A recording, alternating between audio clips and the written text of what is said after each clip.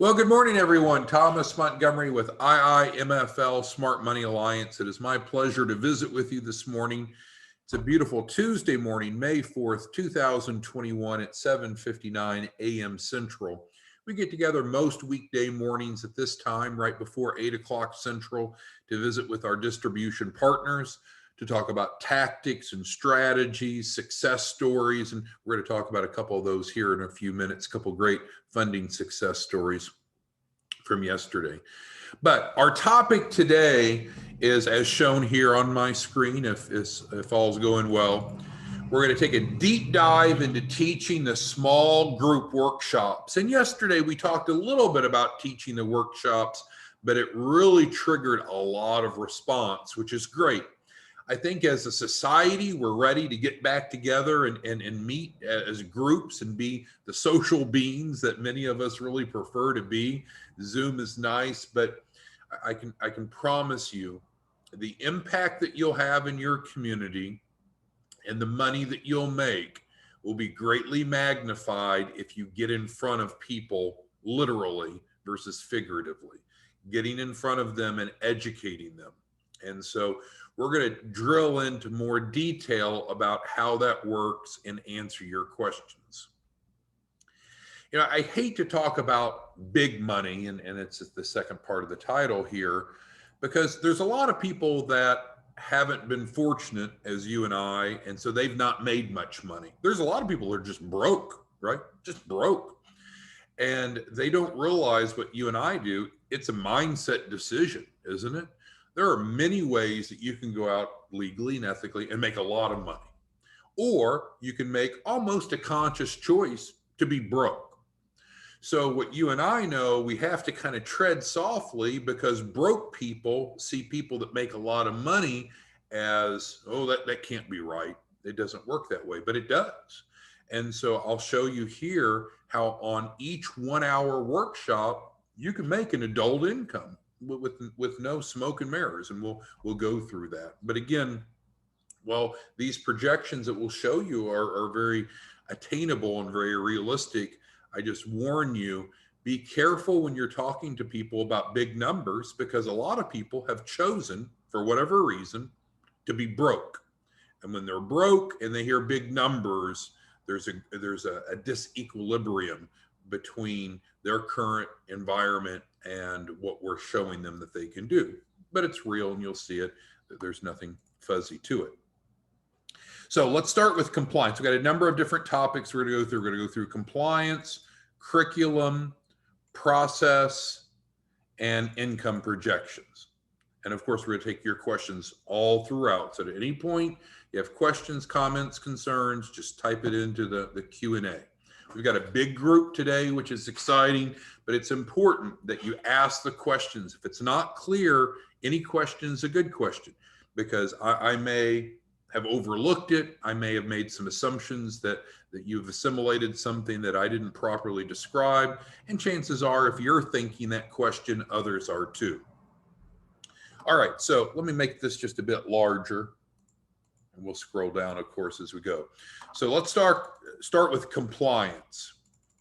When we're out teaching these workshops, we don't want to be tripping over each other. So for example, there's Anna Marie, Anthony, a different Anthony, Beatrice, Bernard, Kwong, Darnell, Herman, James, another James, John, Ken, Mark, another Mark, Samuel, Scott with 1 T, Scott with 2 T, Stephen, Stevie, Will, William, and others all on this webinar. What a disaster it would be if we all went to the same host, and I'll describe host more in a moment again, but if we all went to the same host and said, hey, we'd like to have a workshop, a financial literacy workshop. Well, that would look terrible, right? I just named off over 20 people, and we're all going to the same host. That's not a coordinated effort. So that's why each of us have our own zip code or zip codes that we're focused on. And so in those zip codes, you're the only one. You're the only one setting up workshops. You're the only one even approaching hosts that are based in your area. It's imperative that we be compliant with this, because otherwise we could have so many people calling on the same host, and that's going to turn the host off, right? So we need to focus on being compliant. You pick what area that you want to teach in, and then you focus on teaching in that area. And I'll describe the process here. So that was point number one. In terms of hosts, you do not have to have a host to teach a workshop. You do not have to have a host. But for the average one of us, if we don't have a host, the probability of success goes down and the probability of workload and expense goes up, because the model is to work with a host, and a host typically does two things.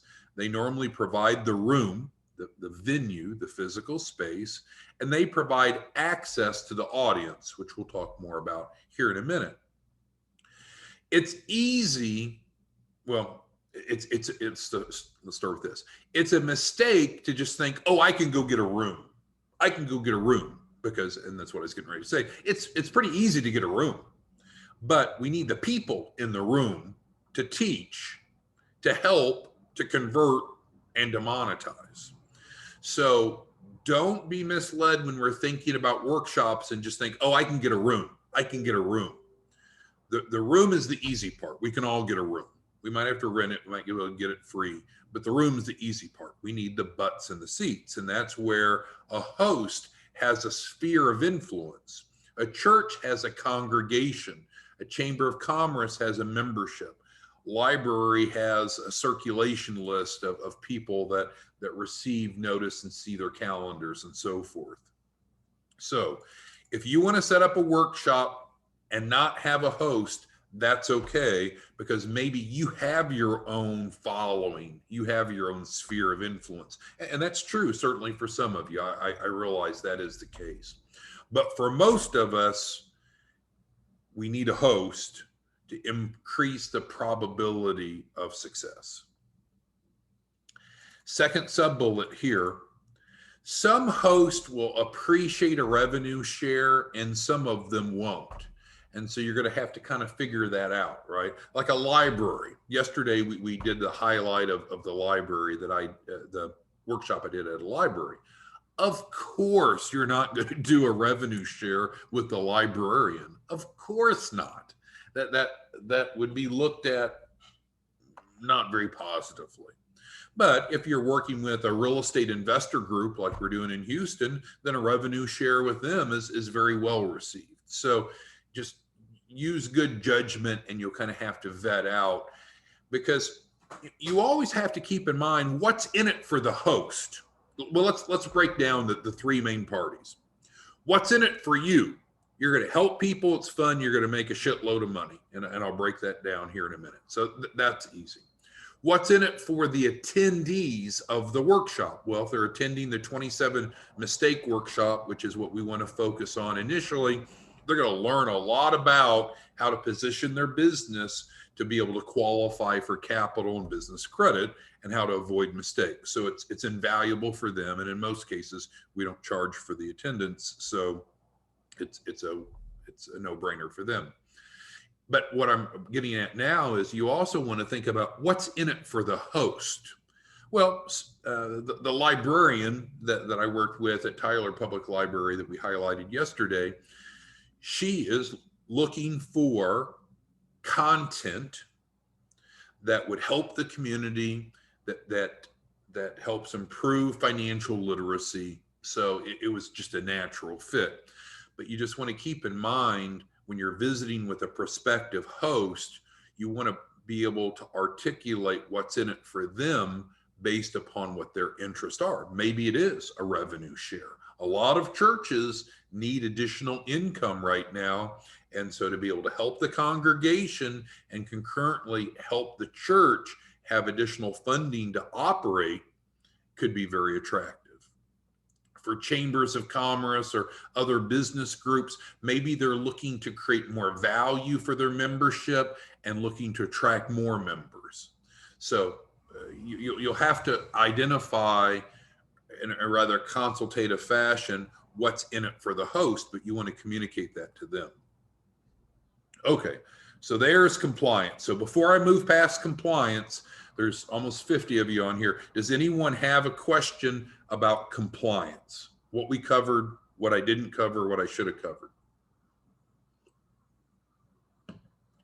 All right, Ken's asking about the zip codes.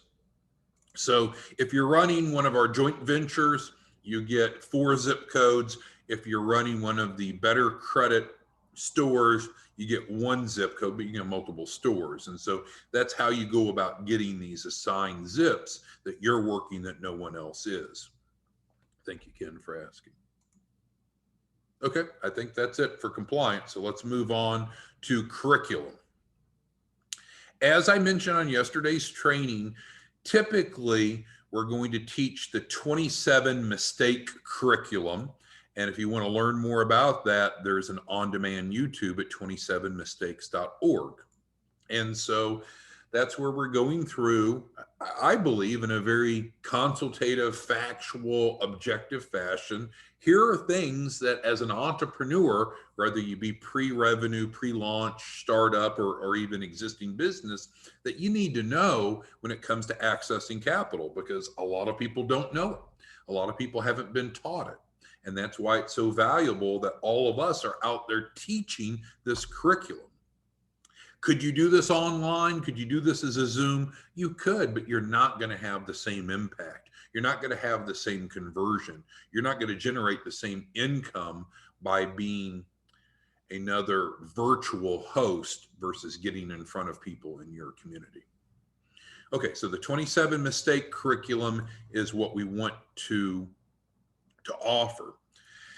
Now, what's an interesting concept, and I didn't mention this at all yesterday, it's important to realize that many of these hosts, after you've had the first one, so when we scheduled the first workshop with a host, I would just schedule the first workshop with a host.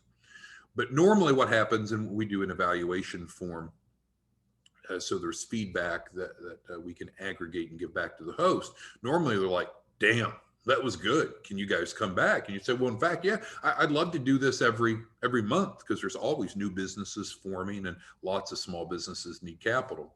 So for example, I was teaching, I think it was the 3rd Tuesday of every month at a co-working space. So the same presentation once a month, and then they would provide the room, really nice room, and they would promote it and fill the seats. So it was part of an ongoing curriculum.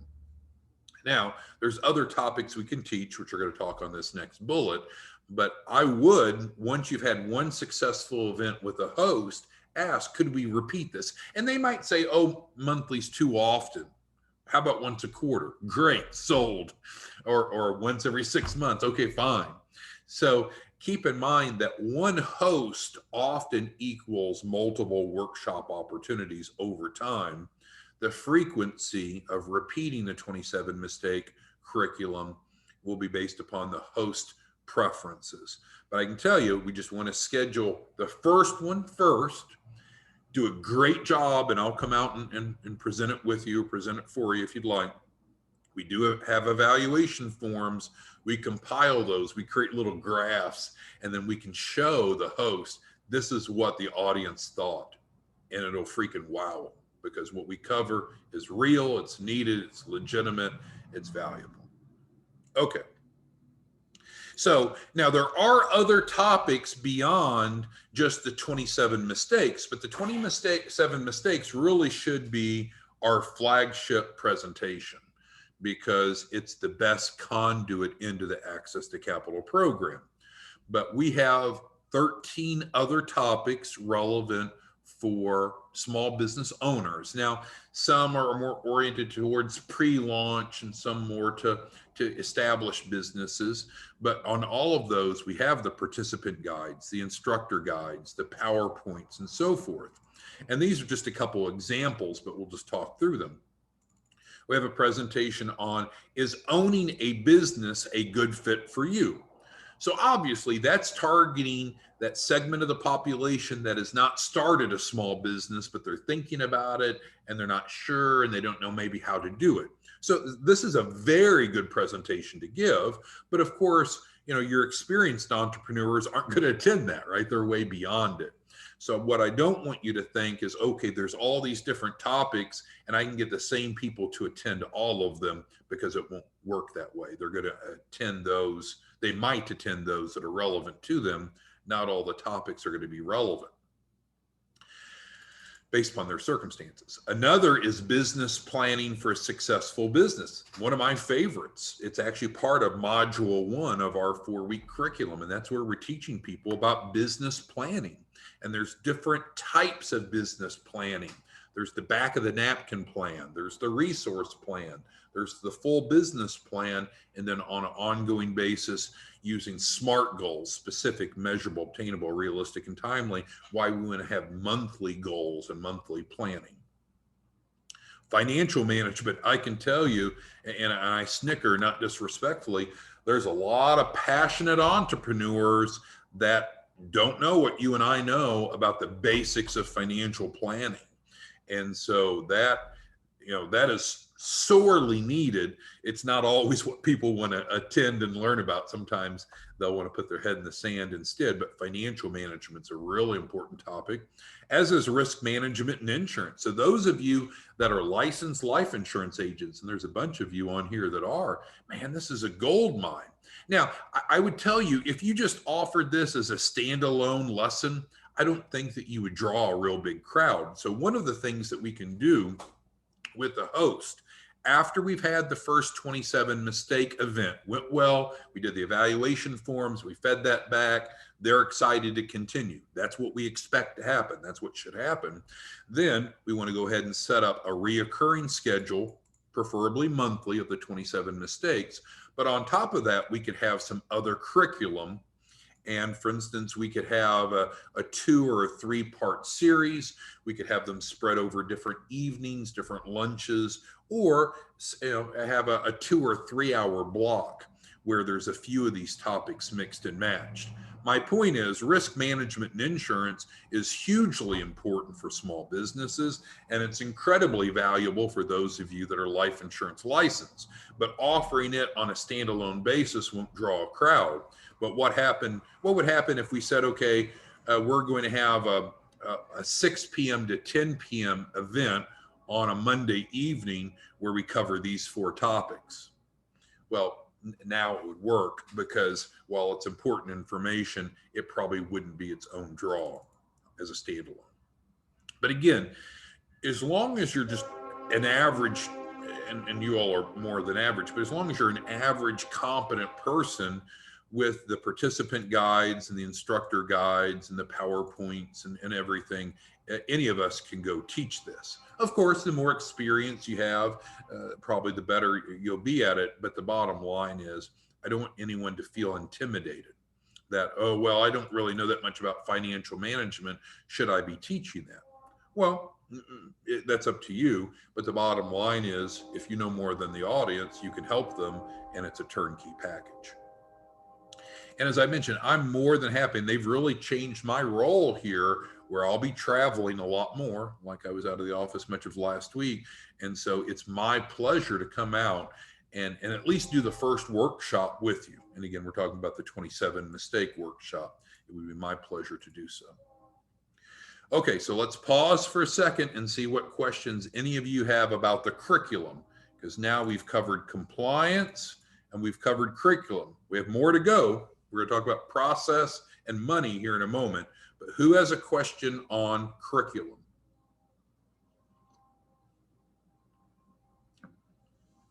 Okay, we're rolling forward. You all are very quiet. It means you're either asleep or this all makes sense. It's one extreme or the other, right? Okay. And this is one of the reasons why I think, teaching this curriculum to a live audience, you're able to look out at their eyes and see if they're making eye contact, see if they're taking notes, see if they're engaged, or if they're just on their phone, right? And so the bottom line is, it is going to be most effective to get in front of people for this. Could you do it on Zoom? Could you do it online? Absolutely. But you're going to, I think, enjoy it the most and have the most success face to face. All right, so let's get to the process. And we talked again some about this yesterday, but several of you came back later wanting more details. So let's see if we're going to meet your needs for details now. So number one, secure your zip code. And we talked about up here at the top, we can't be stumbling all over each other. Like Joseph, he's a licensed realtor in Arkansas. He's got some strong relationships in his community. The last thing that Joseph wants is John and Ken and LJ and the rest of us all coming into Joseph's backyard in Northwest Arkansas and setting up workshops, right? So we have to have some organization to it. So first you decide, okay, where is it that you want to educate? And you might say, well, I could have an event in this zip code, but people would come from other areas. You're absolutely right. It was the Emory, and I could have brought the screen up, but I was doing a sequence monthly presentations with the Emory Chamber of Commerce. And Emory is a small town. And so we only averaged 10 to 12 people per session. So it was smaller, but it's a very small town, a couple thousand people. But we would have people come in from Dallas, because at that time, no one was teaching us in Dallas. So people would drive an hour and a half to Emory to hear this spiel at the Emory Chamber of Commerce. And so what's the point? We're only going to hold workshops in our area, and we're only going to work with hosts in our area. But of course, people from other areas, other zip codes could come to your workshop. When I was doing the workshops at the co-working space in Tyler, I had a husband and wife that drove in from Houston, Texas. And that was a good, what was that, 3.5 hours. And so I'm not saying that's the norm, but it's fine if you draw people from a broader area, but we need to identify the zip code for the reasons stated. Okay, so then we're going to, it's PDCA. Remember that Plan, Do, Check, Act. So we're going to create a plan before we start doing. We're going to P before we D. So that didn't sound well, did it? But we're going to identify who are all the prospective hosts in our area. Chambers, libraries, churches, other key influencers.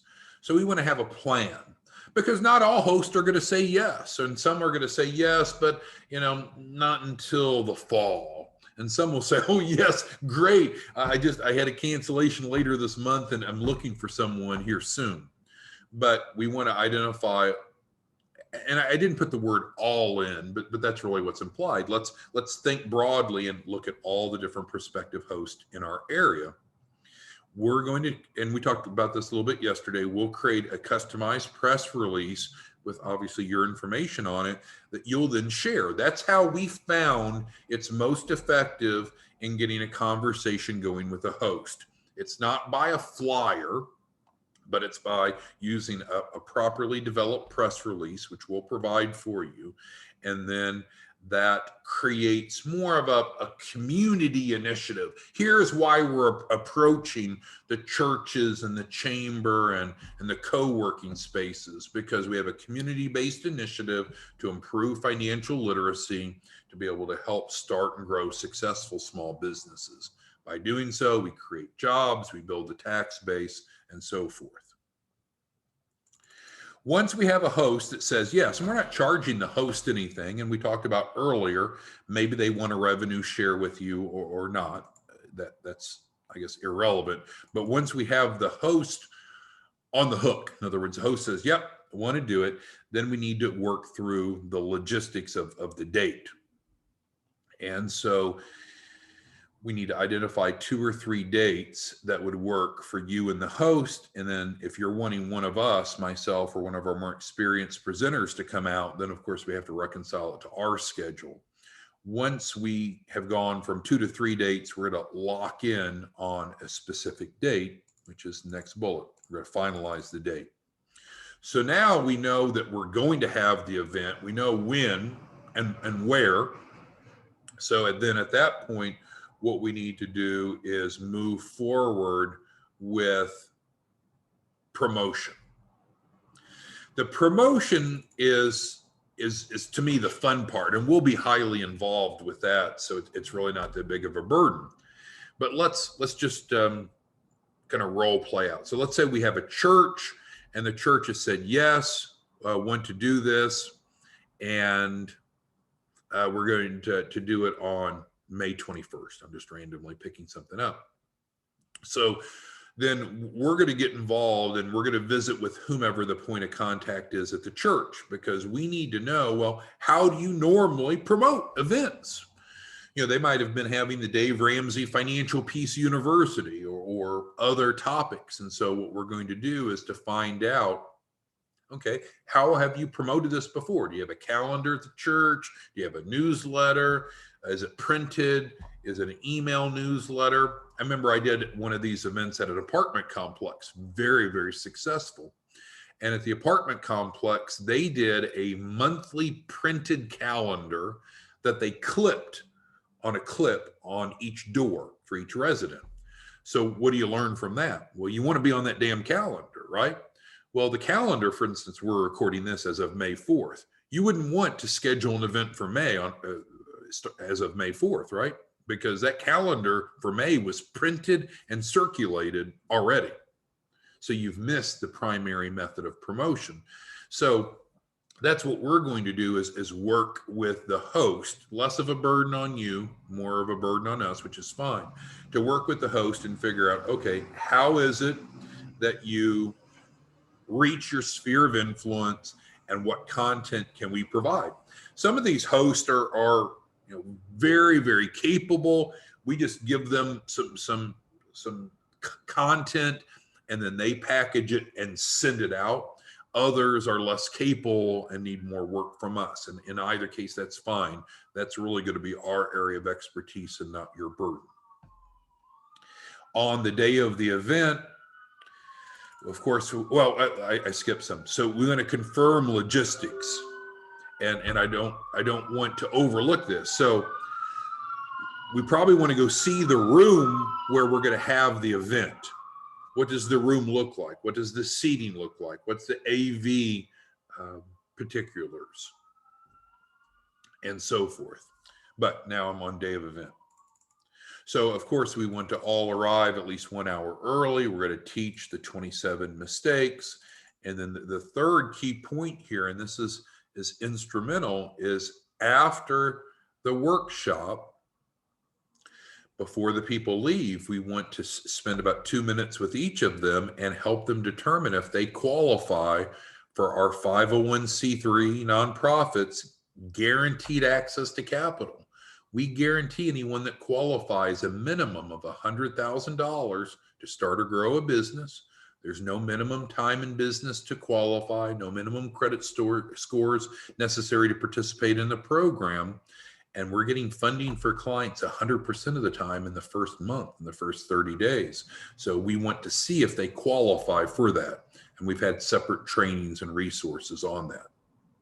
But this is kind of our close, what we want to end with.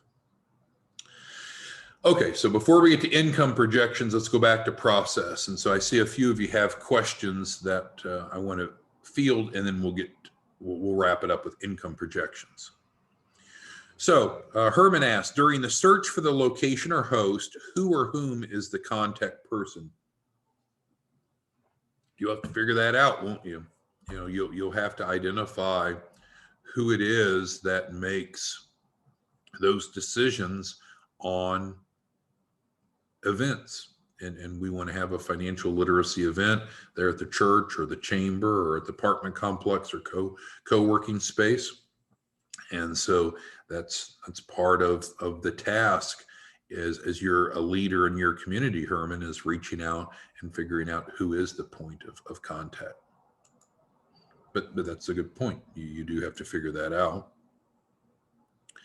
And yes, Ken, we'll provide you the training and support, the PowerPoint. Of course, you can preview it, Ken, on 27mistakes.org. The evaluation forms, the press releases. Yeah, we'll get you all set up with that. And then Ken asked, what I thought I said here is, yes, we're happy to come out and either teach it or co-teach it with you if you're more comfortable with that. Okay, so now we're down to income projections, and then we'll wrap it up. Okay. Now, audience size can vary, and normally we're going to plan for an average audience of 20. This is not some pie in the sky, right? Ken's on the line here, and Ken might say, well, I want an average audience size of 50. Well, I'm glad you want an average audience size of 50, but the host is going to be a much better predictor, because the host is going to know what type of events have they had before that are analogous to what we're having, what type of participation have they had, and then, of course, the amount of marketing promotion can impact it. But we're going to work off of an assumption of 20 people. This is not a guarantee that 20 people will show up. It could be 40, could be 60, it could be 2, of course, but let's work off an assumption of 20, which is a good predictable average if you're teaching multiple workshops. But the point is, there'll be some with more, some with less. Now, let's start breaking down key metrics. We anticipate that 75% of the attendees, which would be 15 out of the 20, will spend 2 minutes with you afterwards to see if they can access the guaranteed $100,000 to start or grow a business. And so we'll have evaluation forms that we collect from everyone. We can't require them to evaluate us, but we will be assertive in at least getting them to put their name and contact information and turn the form back in. So, we have hopefully 20 evaluation forms, and ideally we'll have 15 of the 20 to see if they qualify for the Access to Capital program. And we have almost 100% conversion. So almost everyone will qualify, and there's just those 3 steps that we go through, and we've talked about that in separate training. If you need help with that, let me know.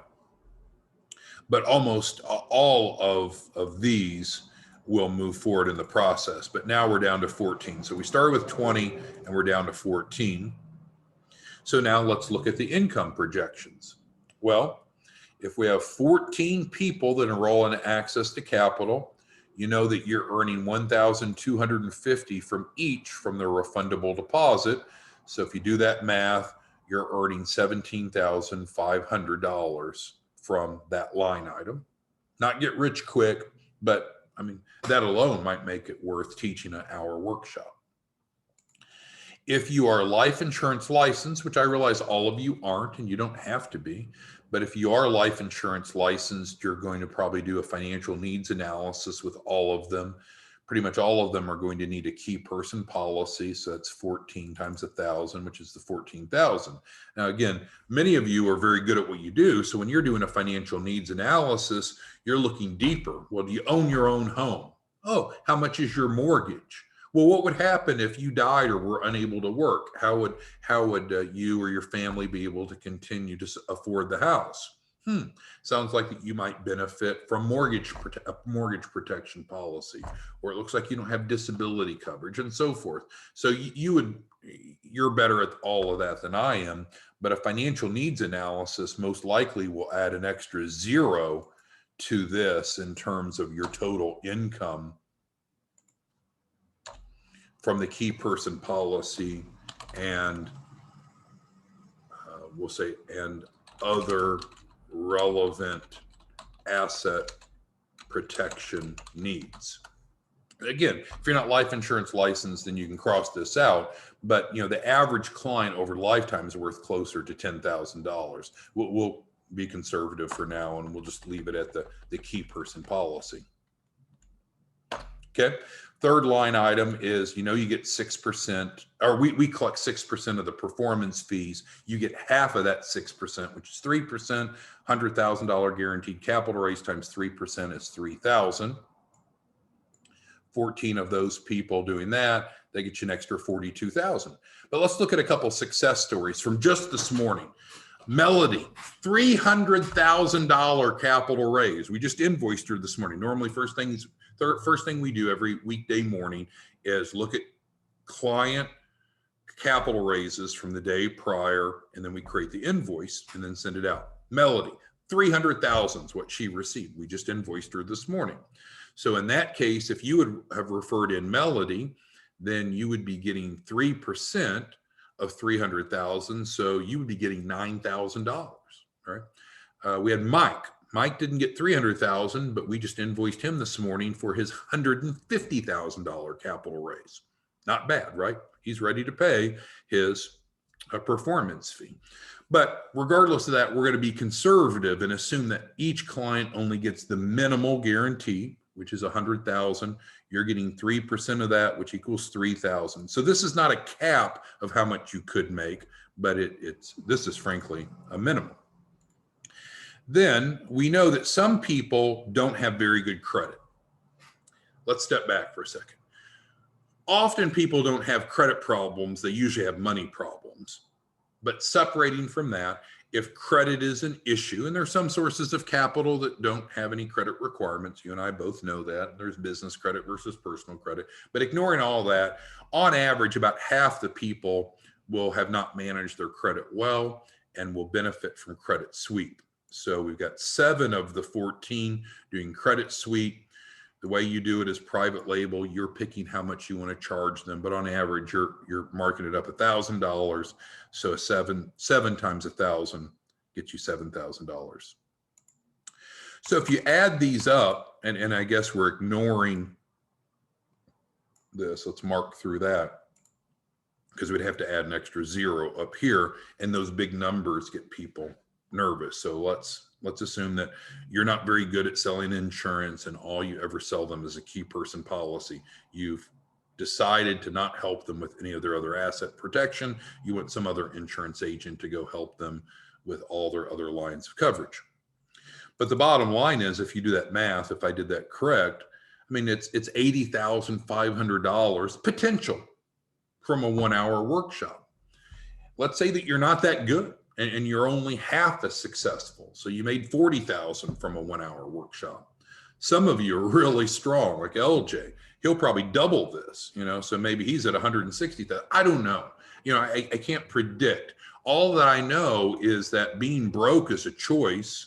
And what you can do is teach workshops, help people and not be broke. Or if you're not broke, just simply earn more income. And we do believe that this is a credible model to earn over $80,000 for teaching a 1-hour workshop based upon these assumptions. So what questions do any of you have then on the last topic? Because we've gone through compliance, curriculum, process, and so now we're down to income projections. And so that's really what I'm asking you questions about. Who has questions on these income projections? Does this make sense? Does it not make sense? Okay, and thank you, Ken, for asking. So again, how do we get started? And I probably didn't make that clear.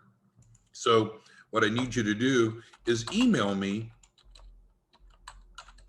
the zip code. Email me the zip code. We'll highlight it, Ken. So we need to start with the zip code because we can't go out and bombard. We can't have 20, 30, 40, 50 people all calling on the same host. I'm not here to speak negatively of anyone or anything, but if any of you have ever been involved in the voluntary benefit space, like Aflac or Colonial or Legal Shield, again, all great programs, products, very valuable. I'm not saying anything about that, but they tend to take a different approach, right? There's no exclusivity in territory. And so you could be calling on a small group and you're the third person that's called them today. It just pisses them off, right? No one wants to be harassed. So that's why we need to approach this strategically.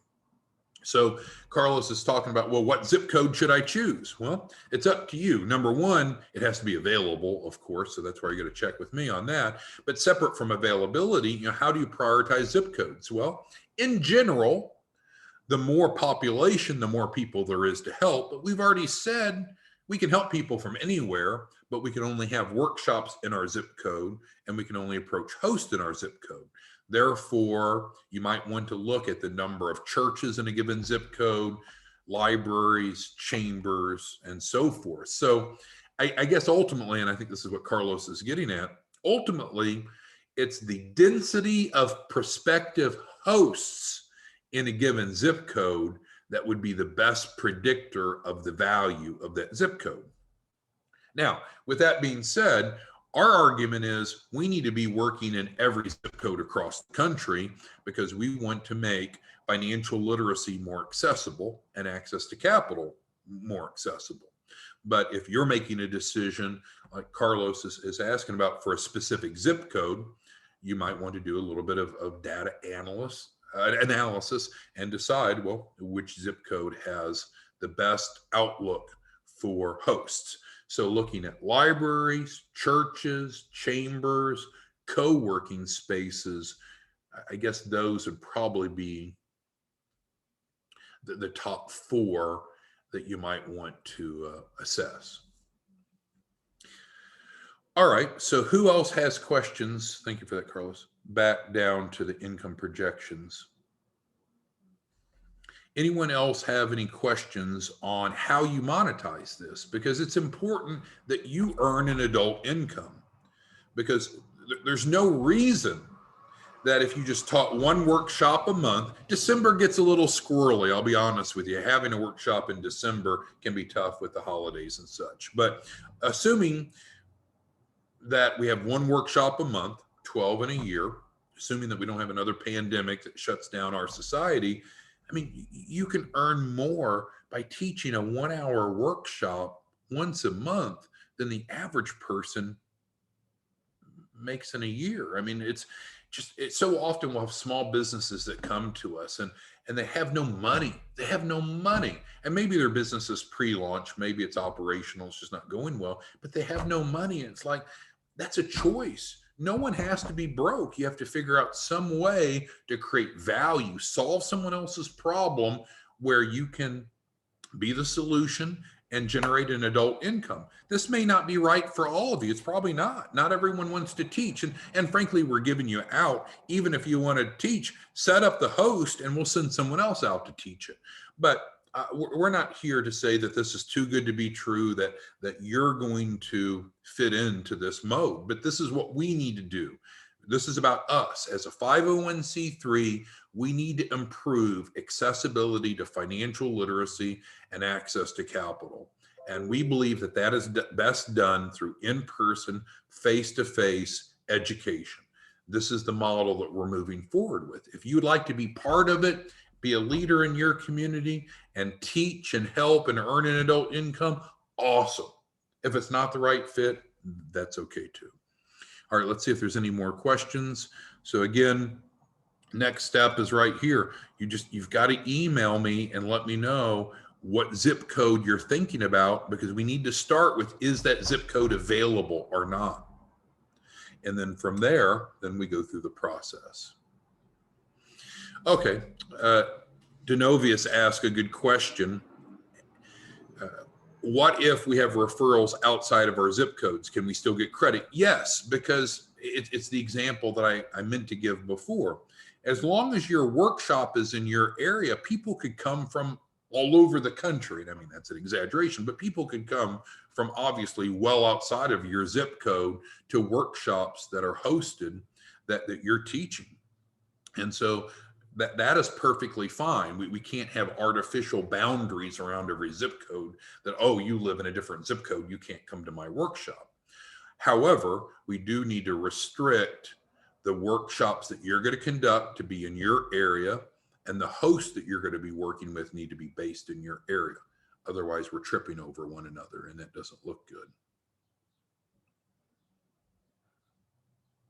Yeah, Carlos is talking about with QuickBooks. This is huge, and that's part of what we teach people with teaching about the importance of using QuickBooks or similar type of small business accounting software to properly track revenue and expenses. And that absolutely increases access to capital as well as compliance.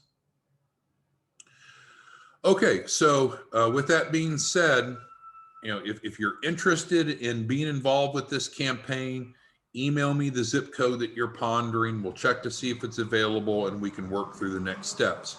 If you're not interested, it's okay. You're not going to hurt my feelings, but we have a lot of people that are, and this is our focus for the balance of 2021 is to get out in the local communities and educate, create relationships, help people, and educate. So thanks, everyone. Appreciate your time. We'll see you back same time, same place tomorrow. Have a good day. Bye-bye.